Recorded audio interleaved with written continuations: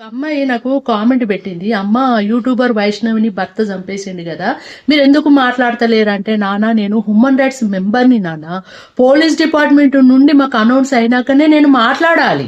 మొన్న police department announce చేసింది. వీళ్ళందరూ చెప్తున్నారు కదా యూట్యూబ్లో కసా కసా ఒడిచిండని, పిచ్చి పిచ్చి తమ్మునీళ్ళు పెట్టి నలుగురు వచ్చి చంపిరు అన్ని ఏదో పిచ్చి పిచ్చి డాలర్ డిగ్గర్స్ నాన్న. ఇప్పుడు నేను చెప్పేది పక్కా ఇప్పుడు డిపార్ట్మెంట్ నుండి వచ్చిన న్యూస్ ఇది. ఏం లేదు నాన్న, ఇది 17 ఏళ్లకు లవ్ మ్యారేజ్ చేసుకున్నాక ఈ అబ్బాయి ఇల్లరికం వచ్చిండట. వాళ్ళ తల్లిదండ్రులకు ఇష్టం లేదట, ఇల్లరికం వచ్చిండు. ఈ అత్త మామ పక్క రూమ్లు ఉన్నారు, వీళ్ళు వీళ్ళ ఇంకో బెడ్రూమ్ లో వీళ్ళు ఉన్నారు. పిల్లోడు వరకట్నం కోసము గొడవలు పడుతున్నారట. ఇది వరకట్నం కేసు అని చెప్పారు డిపార్ట్మెంట్.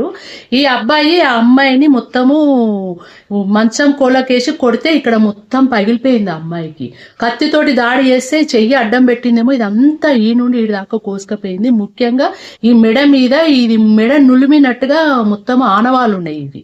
ఇవి ఆనవాళ్ళు. ఇది ఏంది వరకట్నం కేసు అని ఈ డిపార్ట్మెంట్ చెప్పింది. ముఖ్యంగా మూడో మనిషి వచ్చి చంపే అంత చాయిస్ లేదు, భర్త ఒక్కడే చంపిండని చెప్పేసి అని ఇన్వెస్టిగేషన్లో తేలిందని ఈ డిపార్ట్మెంట్ అనౌన్స్ చేసింది.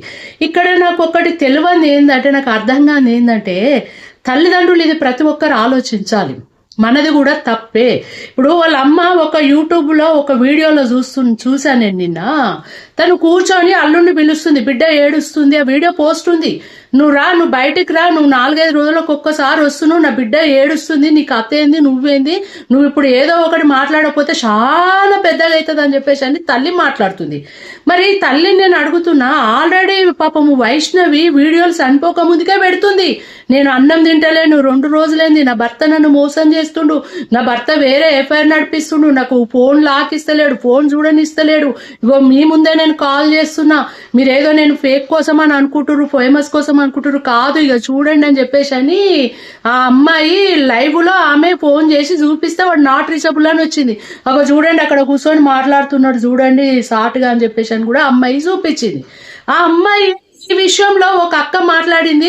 ఆ అమ్మాయి ఈ పోస్టులు పెట్టడం వల్లనే వాడు వాడు కూడా కోపం వచ్చి పిచ్చిలేసి చంపిండని అక్క మాట్లాడింది. అక్క, 19 ఏళ్ల పిల్లకి ఏం తెలుస్తుంది అక్క? 20 ఏళ్ళు సంసారం చేసినా గానీ తన భర్త వేరే అమ్మాయితో ఉన్నాడంటే ఏ భార్య కూడా తట్టుకోదు. 19 ఏళ్ల పిల్ల ఎంత డిప్రెషన్ పోవచ్చు? ఆల్రెడీ ఆ పిల్ల పోస్టులు పెడుతుంటే ఎవడు పట్టించుకుంటలేరేమో కుటుంబ సభ్యులు. ఆ పిల్ల డిప్రెషన్ పోయింది మొత్తము, పోయి ఆ పోస్టులు పెట్టింది. చిన్న పిల్ల, 19 ఏళ్ల పిల్లకి ఏం తెలుస్తుంది అక్క? మన పెద్దోళ్ళమే ఒక్కొక్కసారి ఏం చేస్తున్నామో మనకే అర్థం కాదు. ఆ చిన్న పిల్లకి ఏం తెలుసు పాపము? 19 ఏళ్ల పిల్ల.